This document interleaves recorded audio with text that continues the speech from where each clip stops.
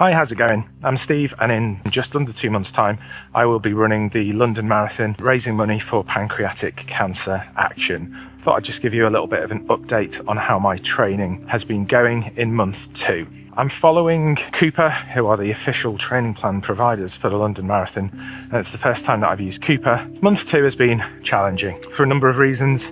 I haven't quite hit the mileage that the plan had me doing. During February, I fell ill twice, once during week 6, which was only a short bout of illness, but then I was ill for pretty much the whole of week 8. Unfortunately, that impacted my training. I didn't really feel capable of getting out and doing like the super long runs on the Sunday, and also it meant that I also had to dial back some of my other runs just because I was a little bit under the weather. The other thing that happened was that I swapped out one of my long runs. I think it was in week 7. I swapped out my planned long run for that week and actually entered a B race, which was the Leicestershire Half Marathon. So the impact that had on my training was, I think I should have been running about 26k on that Sunday. That scaled it back to 21k because I was running at a higher intensity.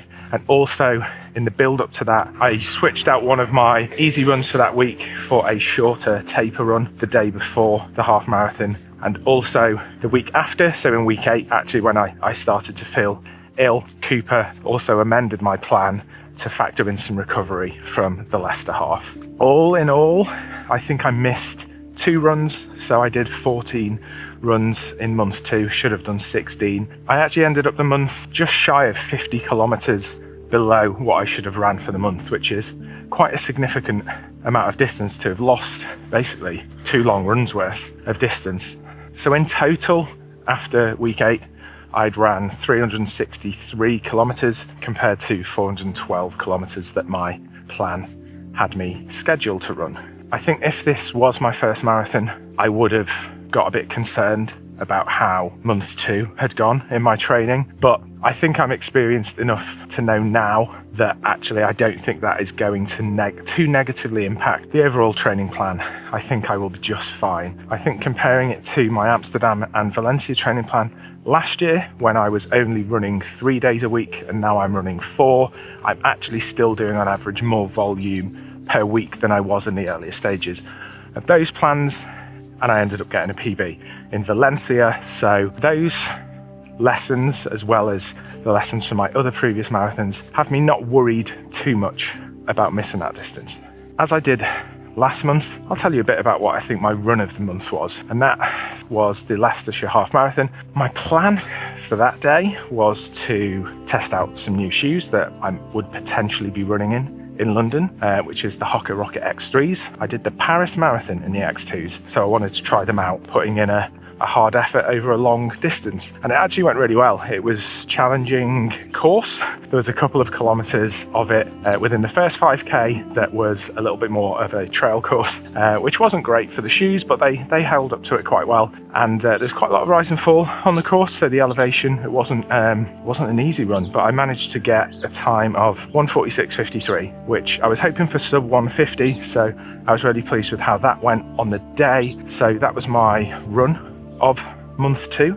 I think my bust of the month, down to illness, was originally I was supposed to be doing a 26k long run in week 8, and I was just absolutely dogged on the day. I'd entered the Jane Tomlinson Run for All Leicester 10k. My plan was to run there, do the 10k, and then run home, which would have made up my 26k distance for the day, but I was really under the weather, so actually I just ended up doing the organised 10k part. So that was my worst run in terms of it wasn't what I had set out to do. The run itself was actually really good. I did it last year, but yeah, it just wasn't what was on my plan to do.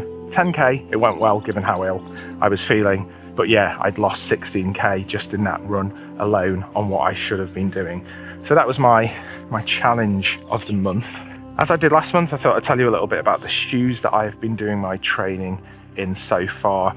I won't do a breakdown of everything. I'll bring it up on screen for those who are interested in seeing all of the shoes that I've been running in. But my most run-in shoe so far is still the Puma Forever Run Nitro 2, and I've done just over 123 kilometers in that shoe across my full training block. My second most used shoe is the Asics Mega Blast. I've done just under 90k in those so far.